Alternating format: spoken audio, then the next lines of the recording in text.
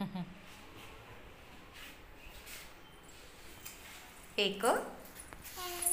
दोन,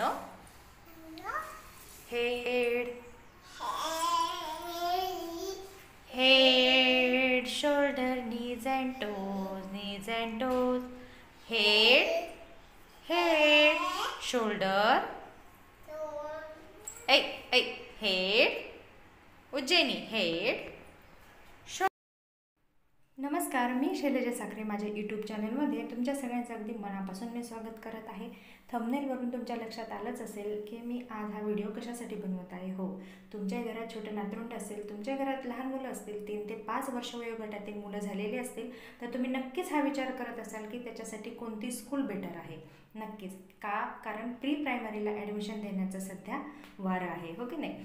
तर ह्याच गोष्टीसाठी मी हाच व्हिडिओ बनवत आहे. तुम्ही नक्कीच प्री प्रायमरीला ॲडमिशन देऊ शकता, पण तत्पूर्वी तुम्ही त्या बाळाची तयारी घरीच करून घेऊ शकता. ते कसं तर बघा, घरात जेवढ्या काही मोकळ्या जागा असतील, जिथे आपलं बाळ खेळत असेल, त्याच टायमिंगला किंवा त्याच मोकळ्या जागेचा तुम्ही पुरेपूर वापर करायचा आहे. जसं की चार्ट लावणे किंवा इतर वस्तू ज्या एज्युकेशनल खेळणे आहेत ते ठेवणे. जसं की मी इथे चार्ट लावलेले आहे. चार्ट लावताना लक्षात ठेवायचं आहे की त्याच गोष्टी त्याला फोकस करता आला पाहिजे. बॉडी पार्ट्स नेम्स असतील, अ आ इ क ख ग, अगदी चित्राद्वारे त्या मुलं भरपूर कॅप्च करत असतात आणि शिकत असतात. जसं की त्यांना छोट्या छोट्या गोष्टीतून शिकण्याची खूप प्रवृत्ती असते. जसं कार्टून बघतात तसंच ते करतात, जसंच बोलतात तसंच खातात. आपल्याला सुद्धा हेच करायचं आहे. त्याच्यासमोर फक्त ह्या गोष्टी ठेवायच्या आहेत. मी भरपूर असे फुगे फुगून त्याच्यासमोर ठेवलेले आहेत आणि माझी उज्जैनी त्या कलर वाईज फुगा ओळखत आहे. ग्रीन कोणता, व्हाईट कोणता, येल्लो कोणता, ह्या कलरचं सुद्धा त्याला नॉलेज येतं. स्कूलमध्ये जाण्याच्या आधी ह्या गोष्टी आपण शिकू शकतो. त्याचबरोबर मोठा चार्ट किंवा मोठा बोर्ड आपण जरी लावू शकलो नाही तर ठीक आहे, काही हरकत नाही, पण एक कन्सेप्ट आपण क्लिअर करू शकतो. फोल्डिंगचे सध्या बाजारामध्ये भरपूर असे बोर्ड अवेलेबल आहेत.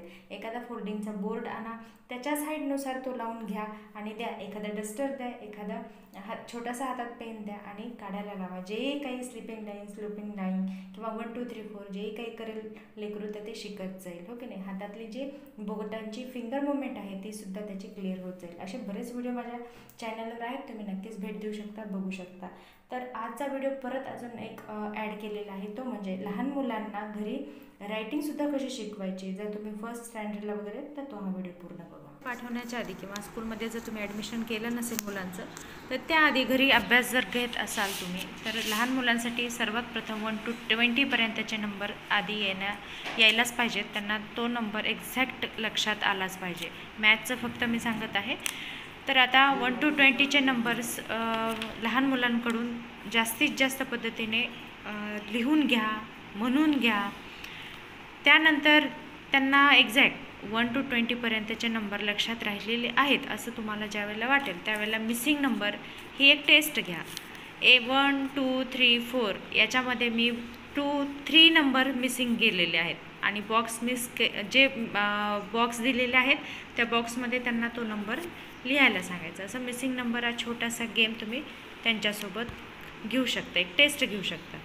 त्यानंतर आफ्टर नंबर मुलांना समजलंच पाहिजे की या नंबरनंतर कोणता नंबर येतो, या नंबरच्या आधी कोणता येतो. पण त्याआधी गोंधळ न होण्यासाठी आपण आफ्टर नंबर परफेक्ट लक्षात राहावा म्हणून हाच बऱ्याच वेळेला म्हणजे एक 8-10 दिवस हीच टेस्ट आपण त्यांच्यासोबत घेतली पाहिजे. जसं की ह्या नंबरच्या नंतर कुठला नंबर आधी. मॅश पेअर घेता येतात. जोड्या लावण्यासाठी सुद्धा पाहायचं आहे. हा मुलगा आपल्याला 21 12 याच्यामध्ये गफलत तर करत नाही. बऱ्याचदा मुलं काय करतात, 12लाच 21 म्हणतात किंवा 21लाच 12 म्हणतात. ज्या वेळेला 12 लिहायचे असतात त्यावेळेला 21 लिहितात, 21 लिहायचं असतात त्यावेळेला 12 लिहितात. त्यामुळे जोड्या लावा, हे पण एक टेस्ट घेऊ शकतात. आणि सगळ्यात नंतर आहे काउंटिंग.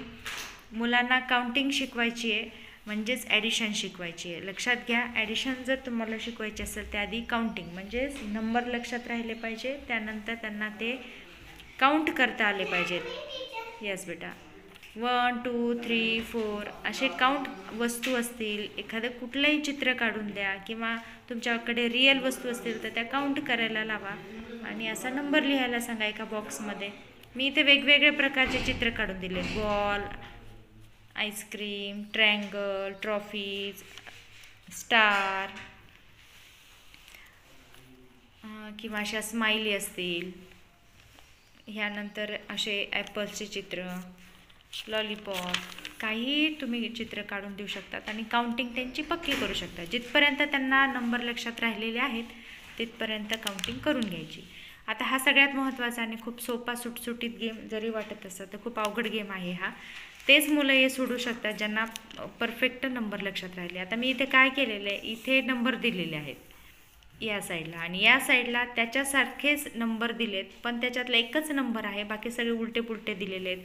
इथे दिलेलं आहे 13, पण इथे दिलेलं आहे 3 1 दिलेलं आहे. लिहित असताना 1 3 हा सगळं उलटा पुलटा केलेला आहे बघा. आणि एक्झॅक्ट 2 नंबर दिलेला आहे 13, तो इथे दिलेला आहे. आणि मुलांना सांगायचं की हा मुलगा हा नंबर आहे 13, तर बघा याच्यात 13 नंबर तुम्हाला दिसला आहे, तर त्याला तुम्ही काय करा, राऊंड करा.